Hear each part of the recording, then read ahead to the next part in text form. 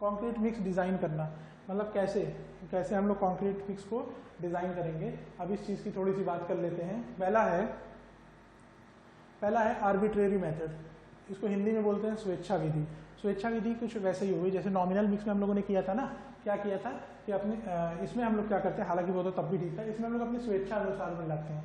मतलब जितना हम अपनी मर्जी से हमने सीमेंट डाल दिया, अपनी मर्जी से हमने तुक्का मारना एक तरह से कि हम लोगों ने उसमें अपने हिसाब से कि इतना ये ले लिया तो इतना सीमेंट डाल दे, तो इतना मोरंग डाल दे, तो इतना पानी डाल दे, वो जो होता है that is called arbitrary method, है ना, आर्बिट्रेरी मेथड।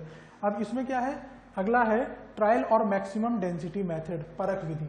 अब ये थोड़ा सा बहुत मुश्किल हो जाता है, मुश्किल इन द सेंस मुश्किल इसलिए हो जाता है ट्रायल वाला कि इसमें तुम करोगे क्या, इसमें अलग अलग कॉन्क्रीट लोगे, इसमें अलग अलग कॉन्क्रीट मिक्स लोगे। मतलब एक कॉन्क्रीट तुमने बनाई, एक कंक्रीट बनाई, फिर अलग कंक्रीट बनाई, और इसमें भी हमें प्रोपोर्शन पता नहीं होता, पता होते ढंग से तो फिर हम बना लेते हैं ना वो M5 M10 M15 M20 वाला करके, वो हमें अच्छे से पता नहीं होता है। इस वजह से हम क्या करते हैं इसके अंदर कि इसमें अपने हिसाब से बना लेते हैं कि कुछ अलग अलग सैंपल बना लेते हैं। मतलब किसी में सैंड की क्वांटिटी कुछ रख दी, सीमेंट की कुछ रख दी, गिट्टी की कुछ रख दी, एक और सैंपल लिया उसमें हम लोगों ने सीमेंट की कुछ रख दी, गिट्टी की कुछ रख दी, और इन सब का सैंपल एक ले लिया, फिर तीसरे पे पहुंचे उसमें कुछ रख लिया। अब क्या करते हैं, इन तीनों सैंपल को, चारों सैंपल को, पांचों सैंपल को तुमने बना लिया। बनाने के बाद इन सबको टेस्ट करो। टेस्ट करो कैसे, कैसे टेस्ट करोगे, याद है वो जो पूरी कहानी मैंने बताई थी कि कैसे हम लोग टेस्ट करते हैं लैब में, वैसे इसको टेस्ट करो। और जब टेस्ट करोगे तो जिसकी स्ट्रेंथ सबसे ज्यादा निकल कर आए वही इस्तेमाल कर लो, जिसकी स्ट्रेंथ सबसे ज्यादा निकल कर आए वही इस्तेमाल कर लो। तो इसमें फ़ायदा भी है नुकसान भी है। फ़ायदा तो कम है, नुकसान ज़्यादा इसलिए है क्योंकि इसमें वेस्टेज बहुत होगा। अब तुम इसमें 4 5 6 तरीके के सैंपल बना रहे हो, फिर उनको इस्तेमाल कर रहे हो, तो जो एक सैंपल निकल कर आया चलो वो तो तुम्हें पता चल गया इसकी स्ट्रेंथ ज़्यादा है, बाकी जिनका कम आया उनका मटेरियल तुम्हारा ख़राब हो गया, है ना। तो ये ट्रायल और मैक्सिमम डेंसिटी है। फिर मिनिमम वॉइड मेथड, मैंने अभी बोला था कि ये वॉइड आया था बीच में, मैंने नाम लिया था और मैंने कहा था वॉइड की बात मैं अभी नहीं कर रहा हूँ, अभी मैं वॉइड की बात नहीं कर रहा हूँ, आगे चल के वॉइड की बात करूंगा, आगे चल के मैं रिक्तता की बात करूंगा। क्या है ये रिक्तता का मतलब, क्या है ये वॉइड्स का मतलब,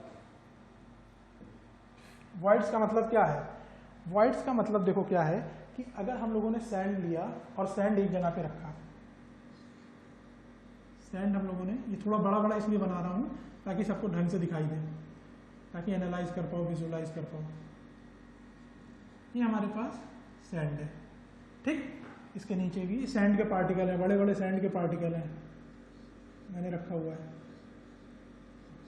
ये सैंड के पार्टिकल मैंने बनाए।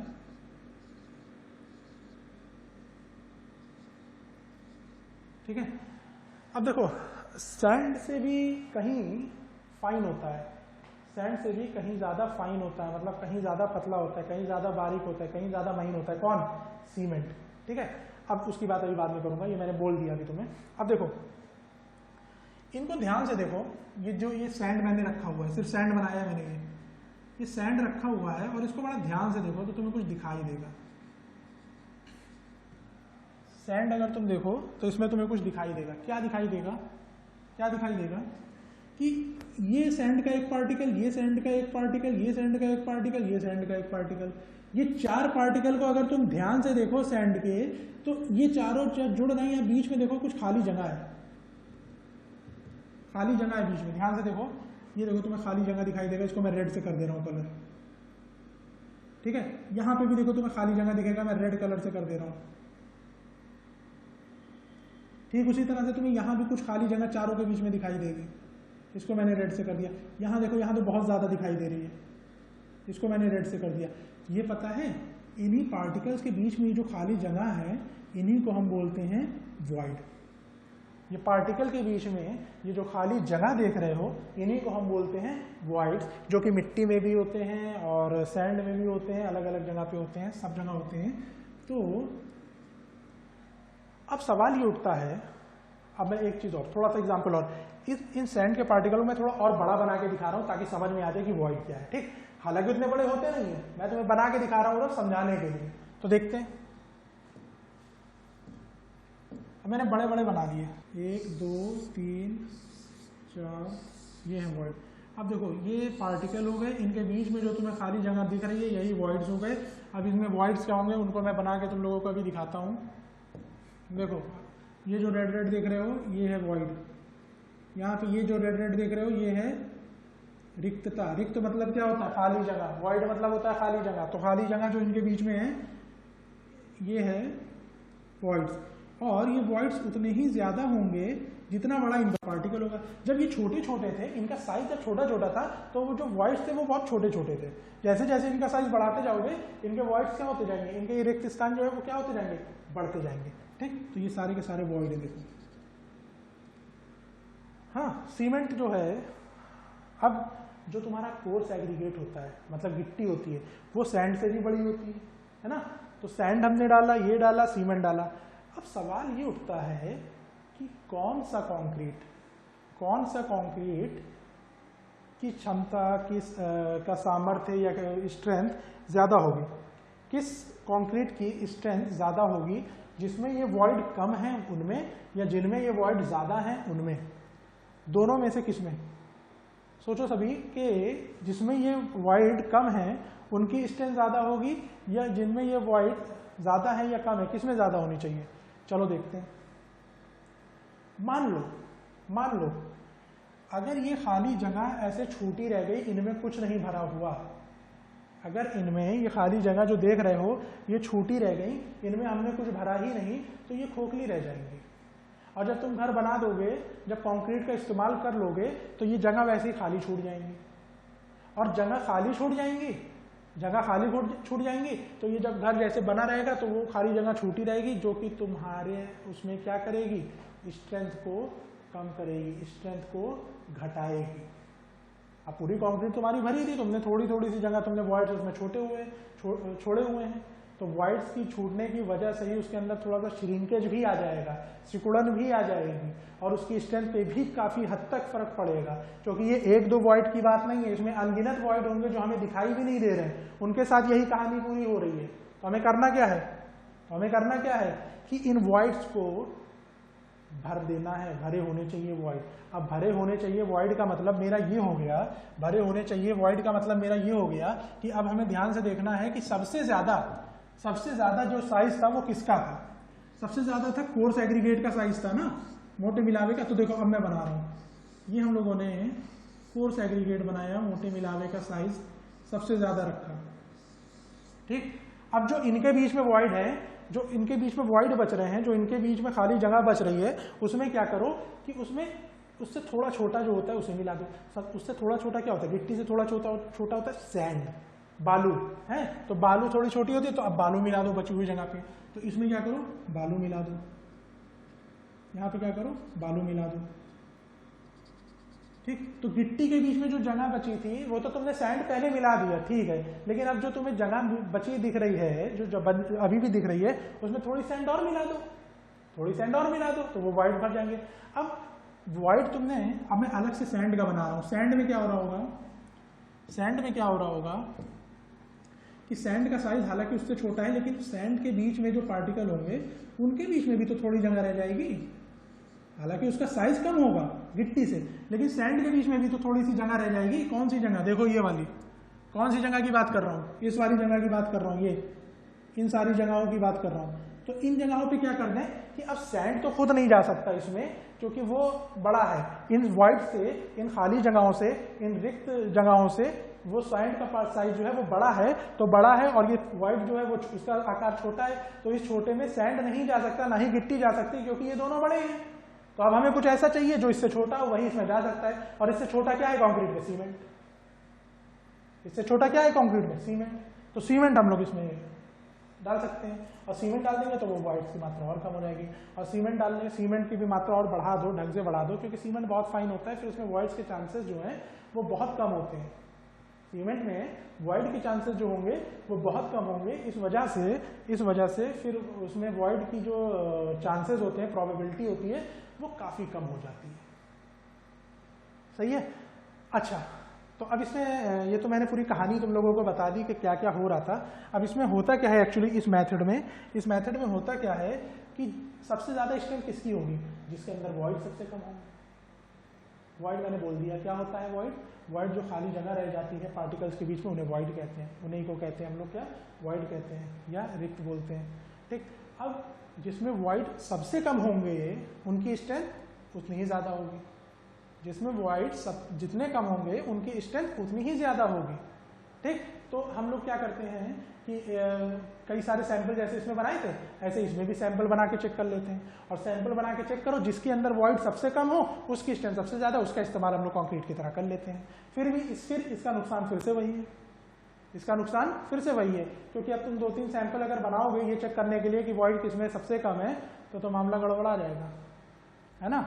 या फिर एक काम ये कर सकते हो, या फिर एक काम ये भी कर सकते हैं हम लोग इसमें कि एक सैंपल बना लो और उसमें देख लो वॉइड है तो उसमें और सीमेंट डाल दो। मतलब अगर मान लो गिट्टी के बाद जगह बच रही है तो सैंड डाल दो ताकि वॉइड भर जाए, अगर सैंड के बाद भी जगह बच जा रही तो सीमेंट एक्स्ट्रा मिला दो, है ना। तो ये ऐसा नहीं है कि वॉइड नहीं बचेंगे तो सैंड नहीं डालना है, सैंड हमें डालना ही डालना है, सीमेंट हमें डालना ही डालना है उसमें। लेकिन अगर उसके बावजूद उसके अंदर कुछ जगह बच जा रही है तो उसमें हमें ये काम करना है क्या कि अगर सैंड में वो वॉइड बच जा रहे हैं तो उससे छोटा पार्टिकल सीमेंट डाल दो, गिट्टी में अगर वॉइड बच जा रहे हैं तो उससे छोटा पार्टिकल सैंड डाल दो। यहां तक सबको क्लियर हो गया होगा, ठीक है। और जब मिनिमम वॉइड वाले मेथड पे तुम पहुंच जाओगे तो उसी टाइम क्या करना, वही वाला सैंपल इस्तेमाल कर लेना कंक्रीट के लिए। ठीक, अब देखो आगे चलते हैं। नेक्स्ट है फाइननेस मॉड्यूलस। फाइननेस का मतलब ये हो गया कि कौन कितना ज्यादा महीन है। फाइन का मतलब महीन, हम लोग पहले से ही शुरू से ही बात करते चले आए हैं फाइन और कोर्स में। फाइन का मतलब था महीन और कोर्स का मतलब था मोटा। अब ग्रेड ऑफ कंक्रीट देखो, अब M10 है, M10 ग्रेड ऑफ कंक्रीट को हम लोग यूज कहाँ करते हैं।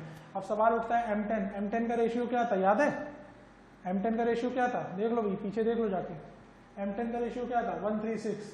तो मतलब अगर तुम्हें इस रेशियो में कौन कौन सी जगहों पे हम कंस्ट्रक्शन का काम करें कि हम 136 का रेशियो ले ले, है ना। कौन कौन सी जगहों पे सबसे इंपॉर्टेंट टॉपिक है अब जो हम निकले हैं, मतलब ये सारे इंपॉर्टेंट थे लेकिन ये अब हम लोग आंख बंद करके जहां जहां पे तुम देखोगे कि ये वाला चीज बननी है, ये वाला स्ट्रक्चर बनना है, इस जगह पे काम करना है, उठा के वही कॉन्क्रीट का ग्रेड यहाँ से उठा के रख दो, वही वाला बना दो वहां पे कॉन्क्रीट का मिक्स। अब देखो तो M10 है तो 136। अब देखो कहाँ कहाँ पे कैसे, अगर हम लोग पाथवेज स्लैब होता है, मतलब स्लैब जैसे कि घर पे स्लैब नहीं बना रहे होते हो जिसपे हम लोग गुलदस्ते उलदस्ते सजाने का काम कर लेते हैं, फूल वूल रखने के लिए हल्का सा बना होता है, तो अगर वो उस पर तो कोई लोड वोड ज़्यादा आना नहीं है, तो अगर वैसे कंक्रीट का इस्तेमाल कर रहे हो तो M10 का इस्तेमाल कर लो। क्यों M10 का इस्तेमाल कर लो, इसकी स्ट्रेंथ कम होती है। इसकी स्ट्रेंथ कम क्यों होती है, इसमें सीमेंट का जो रेशियो होता है वो कम होता है, सीमेंट का रेशियो कम होता है तो इससे क्या हो जाता है, इसकी स्ट्रेंथ कम हो जाती है। तो आप सीमेंट क्योंकि कम डाल रहे हो तो इसमें ज़्यादा पैसे भी नहीं लगेंगे, तो ये सस्ता पड़ जाएगा। सस्ता पड़ने का मतलब हम लोग इसको ऐसी जगह पे बना देते हैं जहाँ पे काम कोई बहुत ज़्यादा वजन ना रहो, कोई बहुत ज़्यादा लोड ना रहो। ठीक, तो pathways and non structural work. Pathways का मतलब ये हो गया कि कोई रास्ता हुआ, हल्का सा रास्ता, जैसे तुम्हारे घर के सामने पानी भर रहा था, तुम्हें वहाँ पे बनाना था तो तुमने ये बना दिया, क्योंकि अब घर के सामने जो है, घर के सामने गली वली में अगर तुम रह रहे हो तो वहाँ तो ट्रैक्टर और ट्रक और बस तो चल नहीं रही है, तो वहाँ तो तुम अगर हल्का, क्योंकि तुम पैदल ही जा रहे हो, ज़्यादा से ज़्यादा गाड़ी बाइक साइकिल जा रही होगी, है ना। तो अगर वहाँ बाइक और साइकिल जा रही हो तो वहाँ पे लोड बहुत ज़्यादा नहीं आ रहा है, तो वहाँ पे M10 वाला तुम काम कर सकते हो। तो इसीलिए उन्होंने बोला है कि M10 कंक्रीट में ये स्लैब्स हो गए, पेशियो स्लैब्स हो गए, pathways and non structural work. Non structural work का मतलब ये हो गया, नॉन स्ट्रक्चरल वर्क का मतलब ये बहुत लंबी कहानी हो जाएगी, मैं फिलहाल के लिए तुम लोगों को ये बता दे रहा हूँ कि नॉन स्ट्रक्चरल वर्क का मतलब ये हो गया कि जैसे मान लो फ्लोरिंग करनी हो, फ्लोर बनाना हो। अब फ्लोर बनाने के लिए जो फर्श बना रहे हो वो कोई लोड वोड झेलने का इतना काम नहीं आता है ना। जैसे बीम होती है, कॉलम होता है, स्लैब होता है, फुटिंग होती है, ये सारे लोड झेल रहे होते हैं। अब ये जो तुम ये सारे काम कर रहे हो, प्लास्टर कर रहे हो, इसमें इतना वो नहीं है। ठीक, तो प्लास्टर में तो खैर हम लोग मोटार का इस्तेमाल करते हैं, मसाले का इस्तेमाल करते हैं, वो मैं बात करूंगा अगली क्लास में। लेकिन यहाँ पे हम लोग जो बात कर रहे हैं वो किसकी कर रहे हैं कि नॉन स्ट्रक्चरल वर्क की। तो डोमेस्टिक भी हो सकता है, कॉमर्शियल भी हो सकता है ना। फिर M15 की बात करते हैं। M15 का जो तुम लोगे वो pavement curves and floor binding. देखो फ्लोर को हम लोग, मैंने अभी एग्जांपल दिया था कि फ्लोर पे कोई लोड वोड झेलने वाला इतना काम नहीं होता है। जैसे तुम जिस घर में रह रहे हो वहां पे कोई ट्रक चल के नहीं आ जाएगा कि कमरे में ट्रक चल के चला आ रहा है ना, तो वहां पे लोड की झेलने की ज्यादा जरूरत है। वहां ज्यादा से ज्यादा तुम ही लोग चल रहे होगे, हम ही लोग चल रहे होते हैं। ठीक, तो वहां पे जो है M10 में चल जाता है, M15 वाला भी चल जाता है। ठीक, और ये पेवमेंट कर्व क्या होता है, पेवमेंट कर्व क्या होता है, इसको थोड़ा सा समझ लो।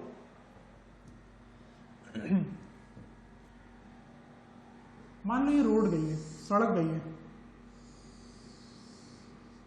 ठीक है, ये क्या है, सड़क गई हुई है। अब ये जब अगर सड़क गई हुई है तो इसके आसपास देखना पैदल चलने वाली कुछ जगह होती है, कुछ जगह छोड़ी होती है इन जगहों पे जहाँ पे लोग पैदल जाते हैं, और थोड़ा सा इसके जस्ट बगल में यहाँ पे थोड़ी सी जगह छोड़ दी जाती है, यही कर्व कहलाते हैं। तो अब जो तुम्हारा व्हीकल जा रहा है, जो तुम जा रहे हो, बाइक लेके जा रहे हो, ट्रक लेके जा रहे हो, बस लेके जा रहे हो, वो इसके ऊपर यहाँ बीच में जा रहा है ना, बीच में जा रहा है, यहाँ नहीं जा रहा होता, यहाँ तो लोग ऐसे ही बना दिया जाता है, इसके ऊपर नहीं जाता है, ठीक। तो अगर तुम्हें ये बनाना है बगल में, इसी को बोलते हैं कर्व, इसी को क्या बोलते हैं, कर्व। अगर तुम्हें ये बनाना है तो यहाँ पे उतनी ज़्यादा स्टैंड देने की ज़रूरत है नहीं, क्योंकि वहाँ तो गाड़ी आ जा नहीं रही है, तो वहाँ पे हम लोग क्या कर लेते हैं, M15 ग्रेड का दे देते हैं, ठीक है। डोमेस्टिक मतलब घर के लिए, कॉमर्शियल का मतलब ऑफिस शॉप वॉप बाहर के लिए, तो कहीं पे भी इसका इस्तेमाल हम लोग कर सकते हैं, डोमेस्टिक में भी, घर में भी, और बाहर भी, ऑफिस वगैरह में भी, हॉस्पिटल में भी, स्कूल में भी, कॉलेज में भी, इन सारी जगहों पर भी, ठीक। फिर आता है M20। M20 का यूज़ कहाँ कर सकते हैं, M20 का यूज़ कहाँ कर सकते हैं, M20 का यूज़ कहाँ कर सकते हैं, देखो इसमें अब हम लोग थोड़ा सा और ऊपर पहुँचे। M10 की स्ट्रेंथ थोड़ी कम थी, M15 की स्ट्रेंथ थोड़ी और ज़्यादा थी, M20 की जो स्ट्रेंथ है वो और ज़्यादा है। तो अब जो M20 की स्ट्रेंथ और ज़्यादा है, तो देखो इन्होंने क्या बोल दिया, और ज़्यादा अच्छी जगहों पे इसको इस्तेमाल करने को बोल दिया। कहाँ पे, फाउंडेशंस पे, नींव पे, क्योंकि वहाँ तो वजन भैया बहुत ज़्यादा आएगा ना, वहाँ तो बहुत ज़्यादा आएगा और थोड़ा ज़्यादा ही होगा उससे। तो डोमेस्टिक फ्लोर और फाउंडेशन जो होती है, डोमेस्टिक फ्लोर मतलब घर वाले फ्लोर, इनका भी इस्तेमाल कर सकते हैं, ये 20 का भी, वहाँ 15 का भी हम कर सकते थे, और यहाँ पे भी इस्तेमाल हम लोग कर सकते हैं, ठीक है। तो जो घर भर में अंदर स्लैब होगा, वर्कशॉप हो गया, जहाँ पे बहुत ज़्यादा लोड नहीं आना है, बट कंपैरेटिवली थोड़ा ज़्यादा हो गया, M10 से और M15 से इसकी स्ट्रेंथ थोड़ी सी कंपैरेटिवली ज़्यादा हो गई, तो वहाँ पे हम क्या बोलेंगे इसको, M20, ठीक है। वहाँ पे हम लोग M20 ग्रेड का इस्तेमाल कर सकते हैं। फिर आ जाता है M25, M25 का इस्तेमाल कहाँ करेंगे, अब जितने भी अच्छी चीज़ें बनानी है तुम्हें, मतलब जितनी अच्छी चीज़ों का मतलब ये हो गया कि जितना भी तुम्हें लोड झेलने के लिए, वजन झेलने के लिए, भार झेलने के लिए जितनी भी चीज़ें तुम्हें बनानी है, वो सारा का सारा M25 में कर लो, वो सारा का सारा M25 ग्रेड का बना दो। फॉर एग्जाम्पल देखो लिखा हुआ है इसमें कंस्ट्रक्शन इन ऑल एरियाज, है ना, इसमें सब कुछ आ गए, कहीं पे भी तुम कंस्ट्रक्शन कर रहे हो तो M25 का इस्तेमाल कर लो, M25 ग्रेड ऑफ कंक्रीट का इस्तेमाल कर लो, हाँ, तो वो तुम्हारा जो है, और फाउंडेशन में भी इसका इस्तेमाल होता है। देखो M20 से ही हल्के फुल्के जो घर का लोड होगा, फाउंडेशन होगा, वो हम लोग M20 में भी कर सकते हैं, लेकिन थोड़ा और अगर भारी भी हो रहा है तो तुम M25 कर लो, बढ़ा लो। अगर घर का मल्टी स्टोरी बिल्डिंग है तो वहाँ पे क्या कर लो, M25 कर लो, क्लियर है। फिर अब M30 जो है उसकी स्ट्रेंथ तो सबसे ज़्यादा होती होगी।